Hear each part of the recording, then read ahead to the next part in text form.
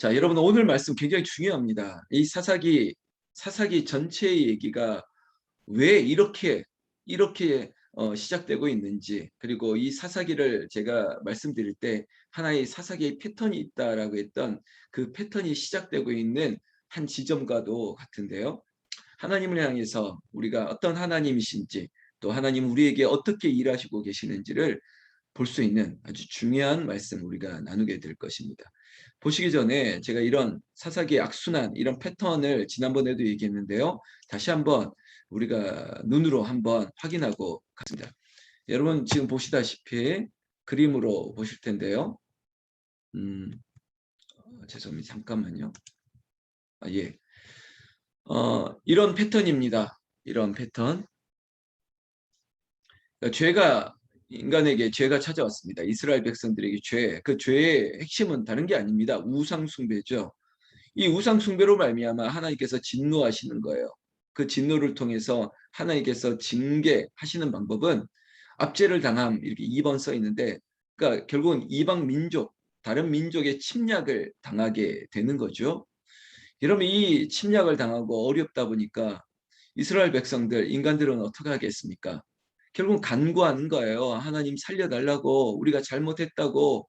그렇게 하나님을 찾으면 하나님은 이 우상 숭배하고 배교하고 그랬던 이 이스라엘 민족, 이 사람들이 미울 만도 할 텐데, 근데 또 하나님께서 뜻을 돌이키시고 그들을 불쌍히 여기시고 하나님께서 구원을 하십니다. 그 구원의 방법은 사사시대로 얘기한다면 말 그대로 사사를 보내주시는 거예요. 그를 통해서 압제를 당하는 이방 민족으로부터 구원을 하나님께서 허락해 주시죠. 얼마나 기쁜 일입니까? 이 은혜를 끝까지 우리가 누리고 유지해야 될 텐데 이 인간이 또 잊어버리는 거예요. 그 은혜를 잊어버리고 또 여러분 이 악순환의 쳇바퀴에 다시 들어가기 시작합니다. 어떤 거예요? 또 잊어버리고 죄를 짓습니다. 이것이 이 사사기의 패턴입니다. 악순환이에요. 아니 구약의 이야기고 우리의 얘기일 수도 있는 것이죠. 자, 이 그림 여러분들 항상 마음에 한번 새기시면서 다시 오늘 우리에게 주신 말씀 은혜를 한번 또 새기도록 하겠습니다. 자, 11절 보세요. 이스라엘 자손이 여호와의 목전에 악을 행했다. 바알들을 섬겼다라고 얘기하고 있습니다. 자, 아까 우리가 그림을 기억하시면 1번에 그 죄가 이겁니다. 그것도 하나님 보시는 데서 악을 행하는 우상 숭배, 바알을 섬겼다는 것이죠. 이 가나안 족속들에게 융화되고 있습니다. 결국은 근본적인 걸 해결하지 않았던 거예요. 그들의 죄를 깨끗하게 씻어버리고 그리고 내 안에 남아있는 쓴 뿌리들을 뽑아냈어야 되는데 결국은 이 가나안의 원주민들을 쫓아내지 못하고 어정쩡하게 양쪽의 스탠스를 한쪽 발 마치 세상과 그리고 하나님 앞에 양발을 다 대고 있는 것처럼 쫓아내지 못했던 이 일들은 오히려 어제 말씀을 기억한다면 그 정복하고 다스려야 됨에도 불구하고 오히려 융화되고 동화되고 물들어가고 있다는 것입니다. 여러분 죄는 굉장히 강력합니다. 죄는 전염성도 강하고요. 또 죄는 확산세를 이룹니다. 아주 점진적으로 우리를 병들게 하는 거죠. 그러다가 하다가 어느 순간 우리가 헤어나지 못하는 그 수렁으로 들어가는 것입니다. 중독이 다 이런 증세와 똑같습니다. 에이 뭐 정말 3살 버릇이 80까지 간다 이런 확산 이게 끊이지 못하는 것처럼 한번 손을 댔더니 아이 뭐 작은 것 한번 시작했더니 한 잔 그리고 한 모금 그리고 이런 거 시작했더니 나중에는 스스로가 아유 내가 이 정도는 제어할 수 있어요. 제가 이 정도는 뭐 이렇게 할 수 있죠 하지만 나를 집어삼키게 되는 것이죠. 그리고 거기서 헤어나지 못하는 것입니다. 이스라엘 백성들이 마찬가지예요. 그들이 결국은 가나안의 신들에 융화되었다는 것입니다. 왜냐하면 농경사회에 그들도 이렇게 적과 꿀이 흐르는 땅에서 농사 한번 잘 지어보고 싶은데 옆에서 보니까 다 저런 기우제도 하고 뭐 고사도 지내고 막 이런 걸 보니까 다 그러는 줄 아는 거예요. 그리고 나도 한번 해볼까? 남들도 하는데 나도 한번 해볼까? 그렇게 시작했던 것. 그러니까 이 풍요의 그리고 다산의 상징과 같은 바알과 아스트라우 신들 그 신전에 발을 한번 내딛기 시작하고 거기 갔더니요 정말 쾌락의 그런 제사들이 있었던 거예요. 집단 성행위가 이루어지고요. 쾌락을 위한 어떠한 그런 제사적인 방식이 그들의 제사인 것을 보고 깜짝 놀란 것이죠. 야, 신천지가 다 있구나. 이런 거예요. 이런 배경을 보면서 이 사사기를 보면 결국 이 사사시대가 우리 시대와 별반 다를 것이 없습니다. 결국은 그들의 악은 바알을 섬기니까 12절 보세요. 애굽 땅에서 그들을 인도하여 내신 그들의 조상의 하나님 여호와를 버리고 다른 신들 곧 그들의 주위에 있는 백성의 신들을 따라 그들에게 절하여 여호와를 진노하게 하였을 때, 여러분, 시내산에서 받았던 언약이 무엇입니까? 모세가 이스라엘 백성들에게 두 번째 돌판을 만들기까지 얼마나 중요하게 그게 꼭 약속을 했던 이 말씀. 나 외에 다른 신들을 섬기지 말아라. 만들지도 말아라. 절하지도 말아라. 망령되이 일컫지 말아라. 이 십계명의 1, 2, 3 이거 얼마나 중요한 말씀인데 다 잊어버리는 거예요. 그래서 사사기의 패턴, 죄를 짓고 그들이 하나님 앞에 그 간구하는 그 흐름 자체가 지금 사사기를 보면서 답답하기도 하지만은 한편으로는 이게 우리의 모습이지 않은가라고 한번 반추하는 것이죠. 12절 보십시오. 곧 그들이 여호와를 버리고 바알과 아스타롯을 섬겼으므로 어떤 인과관계가 시작됩니다. 죄를 짓다 보니까 이제 하나님께서 움직이기 시작하는 거예요. 14절에 여호와께서 이스라엘을 진노합니다. 여러분, 하나님께서 이럴 수 있지 않습니까? 내가 너를 얼마나 사랑했는데 너는 나를 버리고. 여러분, 이건 말 그대로 배신입니다. 배신, 배교죠. 어떻게 이럴 수 있습니까? 그리고 인간적으로도 너무한 거 아닙니까? 40년 동안 그들과 함께하고 그들을 위하여 모든 걸 쏟아부었던 하나님 앞에 이렇게 배신하는 거예요. 신부가 신랑을 버리고 고무신 다른 거 신어버리는 거죠. 어떻게 이럴 수 있습니까? 하나님께서 그들을 향해서 어떻게 하셨습니까? 원래는 하나님은 이런 하나님이세요. 하나님께서는 절대 우리를 다른 사람들에게, 아니 다른 신들에게 넘겨주거나 다른 백성들에게 우리를 침략당하거나 노력당하는 것을 볼 수 없으세요. 그러나 징계의 방편을 통해서 하나님께서 하셨던 일들, 결국은 사사시대로 본다면 다른 민족을 통해서 그들이 압제를 당하는 것들을 허락하신다는 거예요. 제한적 허용을 하신 거죠. 16절, 15절 말씀 보면 하나님은 원래 이 구절을 보십시오. 그들이 어디로 가든지, 여러분 이 구절을 시작으로 한다면 원래는 우리가 어디로 가든지 하나님께서 함께 하셨으므로 말미암아 우리가 형통하게 된 것이, 이것이 이게 하나의 전개가 되어야 됩니다. 그런데 우상 숭배하고 죄를 짓는 것 때문에 이제는 거꾸로 그들이 어디로 가든지 여호와의 손이 그들에게 재앙을 내리시는 거예요. 하나님의 축복이 우리에게 임하는 것이 당연함에도 불구하고 죄는 이것을 축복을 걷어차고 하나님의 진노하심으로 재앙이 우리에게 내리기 시작한다는 것입니다. 여러분, 이것은 인과관계처럼 뭔가 있었기 때문에 여기까지 온 것입니다. 죄가 있었기 때문에 이렇게 된 것이죠. 그들이 어디로 가든지, 여러분 꼭 이 15절의 이 문장을 한번 동그라미 치면서 그들이 어디로 가든지 형통하였던 은혜가 이제는 상쇄되었던 것들을 안타깝게 한번 생각해 보십시오. 결국에는 여러분 15절 중반절에 곧 여호와께서 말씀하신 것과 같고 여호와께서 그들에게 맹세하신 것과 같아서 그들의 괴로움이 심하였더라. 여러분, 그들의 괴로움이 심하였더라. 이제 압제를 당하고 고통을 당하고 힘들어합니다. 이렇게 하니까 여러분, 아까 조금 전에 봤던 패턴의 그림 맞죠? 뭘 할까요? 또 하나님을 찾고 간구하는 거예요. 살려달라고. 이게 우리의 모습이라는 겁니다. 저의 모습이에요. 어려움을 당하면 하나님을 찾죠. 어려운 일 당하고 힘들면 하나님 찾아요. 근데 그것이 우리 편에는 당연한 것 같지만 하나님 편에서도 당연할 수 있지만, 그러나 하나님께서 참 좋으신 분이라는 거예요. 이렇게 배신하고 배교하고 나를 아프게 하고 그리고 다른 것이 좋다고 그렇게 제사를 지냈던 이 민족이 또 나에게 찾아와도 하나님은 변함없이 우리를 받아주시는 하나님. 16절에 하나님의 방법은 여호와께서 사사들을 세우셨다는 것입니다.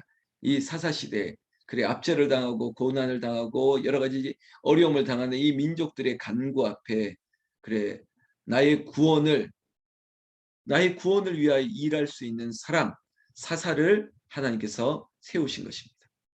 이 사사 저지에 나오는 이 성경은 이 패턴 앞에 그래, 이런 어려운 가운데 이 압제를 당하는 이 가운데 하나님께서 뭐 기드온을 보내시고 또 누구를 보내시고 이런 이야기가 이 사사기 전체에 담겨 있는 것이죠.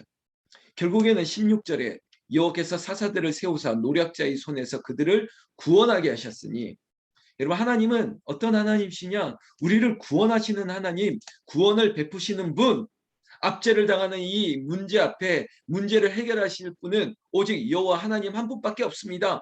하나님께서 우리에게도 구원을 베푸시고 오늘 이 자리에 불새와 같은 사랑하는 성도들에게 그 어떤 문제를 해결하시는 분, 구원을 베푸시는 분이 우리 주 여호와 하나님인 것을 여러분 감사하면서 고백하시는 그런 은혜가 여러분들에게 있기를 주의 이름으로 축원합니다. 그런데 여러분 17절에 그들이 그 사사들에게 순종하지 아니했다는 것입니다.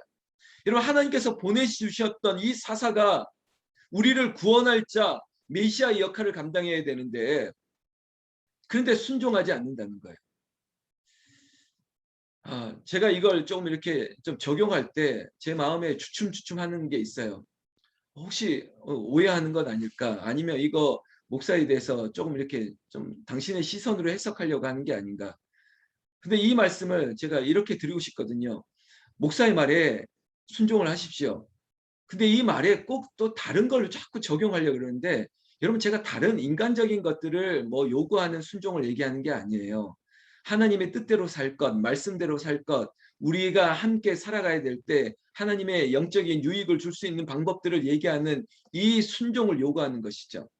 그런데 사사들에게 순종하지 아니하였다는 것입니다. 여러분, 구원을 베풀기 위해 사람을 보냈지 않습니까? 사사를 세웠으면 그 사사의 말씀을 들어야 되는데 안 듣는 거예요. 저지, 너 틀렸다는 거예요. 너 아니라는 거예요. 그러면서 결국은 17절에 보세요. 순종하지 아니하고 오히려 다른 신들을 따라가 음행하며 그들에게 절하고 여호와의 명령을 순종하는 그들의 조상들이 행하던 그 길에서 속히 치우쳐 떠나서 그와 같이 행하지 아니하였더라. 결국은 거절한다는 거예요. 나는 그대로 그렇게 살지 않겠다는 것입니다. 순종하지 않겠다. 내 마음대로 살겠다. 이겁니다. 이게 저지 사사기의 이야기, 이 악순환의 패턴이 이런 방식으로 계속되고 있다는 것이 너무나도 가슴 아프다는 것이죠. 그런데 또 하나님께서는 우리에게 어떤 하나님이냐? 여러분, 매일 성경을 통해서 우리가 새벽 기도를 하면서 꼭 우리가 연습해야 되는 게 이겁니다. 하나님이 어떤 분이신가? 제가 하나님은 구원을 베푸시는 분이시라고요. 그리고 하나님은 우리를 위해서 불쌍히 여기시는 참 아버지의 마음을 가지고 있습니다. 18절에 여호와께서 그들을 위하여 사사들을 세우신 거예요. 여러분, 사람을 보낸 것은 당신을 위해서가 아니라 우리를 위해서예요. 교회에 사람을 보내는 것은, 목사를 세우는 것은, 제가 목사가 이런 직업적인 소명이 있지만 제가 이것이 직업적인 소명을 가지고 살아야 되지만 내가 이것을 내 어떤 삶을 위해서 어떤 뭐 생활의 어려움을 해결하기 위해서 내가 일한다 그럼 나도 사꾼이 될 뿐만 아니라 교인들도 은혜가 되지 않겠죠. 내가 여기 온 것은 하나님이 나를 보내셨다. 하나님이 나를 세우셨다. 대위임의 그런 명령과 사명을 가지고 사역을 할 때 온전한 사역이 될 수 있는 것입니다. 그런데 이스라엘 민족들에게도 사사를 세운 것은 하나님의 뜻임을 알아야 되는데 자꾸 인간적인 판단이 들어오는 거예요. 네가 뭐 이래서 네가 이렇게 됐지. 내가 알기로는 네가 그냥 저기 방앗간에서 숨어서 술만 마시던 놈이 언제 네가 목사가 됐대. 뭐 이런 거예요. 이런 평가들이 막 따라오기 시작하는 것이죠. 그런데 하나님께서는 우리를 위해서 사사와 함께 하셨고, 18절의 말씀인데요. 사사와 함께 하셨고 그 사사가 사는 날 동안에는 여호와께서 그들을 대적의 손에서 구원하셨다. 이겁니다.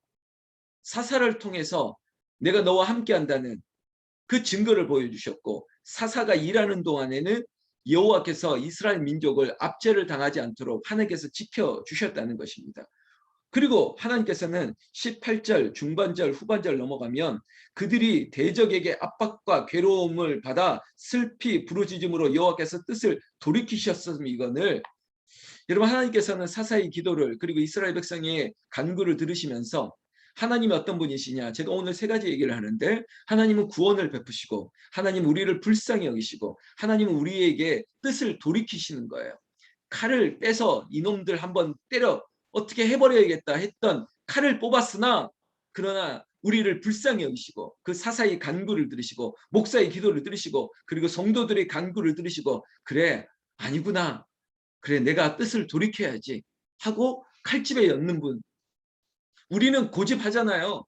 아유 내가 한번 마음 먹었으니까 다시는 안 만나, 다시는 안 해, 뭐 이런, 죄송합니다, 이런 고집을 피우는 분들이 있으나 하나님은 그런 고집 안 피우세요. 이놈들 내가 한번 혼쭐을 내야겠다라고 했으나, 그리고 준비를 다 했으나, 그러나 그 준비를 다시 접을 수 있는 분이 하나님, 뜻을 돌이키시는 하나님. 누구를 위해서? 우리를 위해서.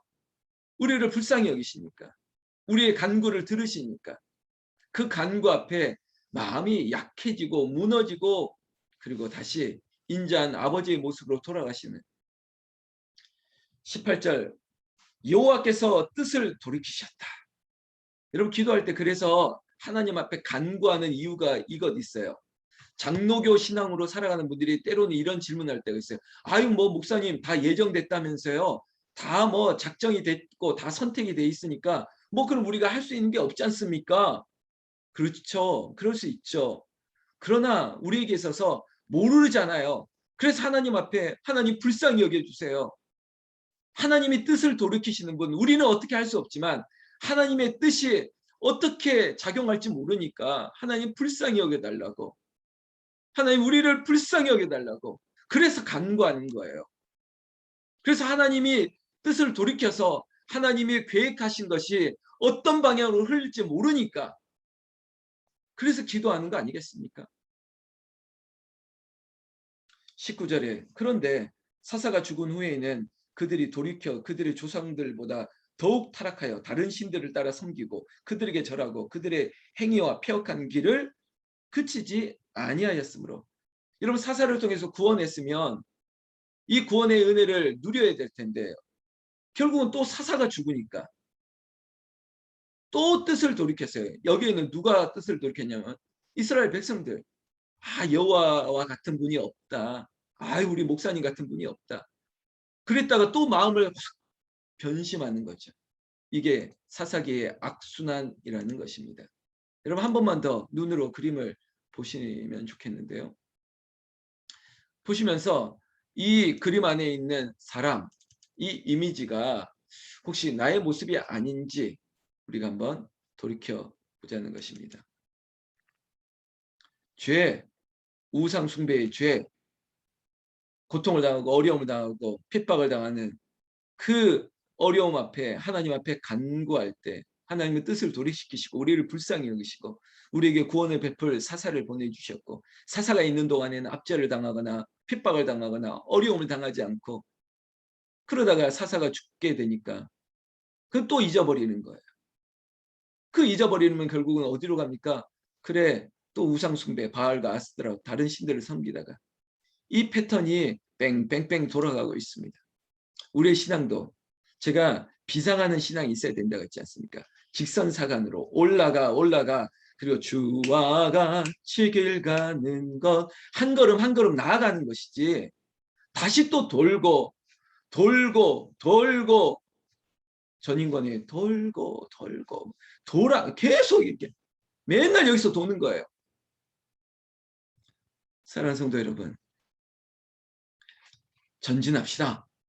이 악순환을 깹시다. 마치 세상에서 말하는 이 다이어트의 악순환도 깨버려야 되지 않습니까? 실컷 빼놓고 또 먹고 또 살쪄가지고 또 이거 뺀다고 또 애를 쓰다가 뭐 이거 맨날 이거 왔다 갔다 하는 거예요. 우리의 신앙은 이 사슬을 끊고 그리고 믿음으로 전진하고 그리고 세상은 알 수 없는 이 비상하는 이 기류를 타보는 거예요. 그 기류 안에서 성령 충만으로 우리에게 샬롬의 평안을 누릴 수 있는 이 고도에 올라갈 수 있도록 비상할 수 있기를, 그리고 특별히 잠자던 영혼들, 그리고 또한 무너져가는 내 이 신앙의 다른 것에서 해결을 보려고 하지 말고, 하나님, 내가 하나님만 섬기겠노라, 그리고 오직 여호와 앞에 순종하는 믿음의 그 기계와 그 결단과 의지가 세상보다 더 강력하시기를 우리 주 예수님의 이름으로 축원합니다. 축원합니다.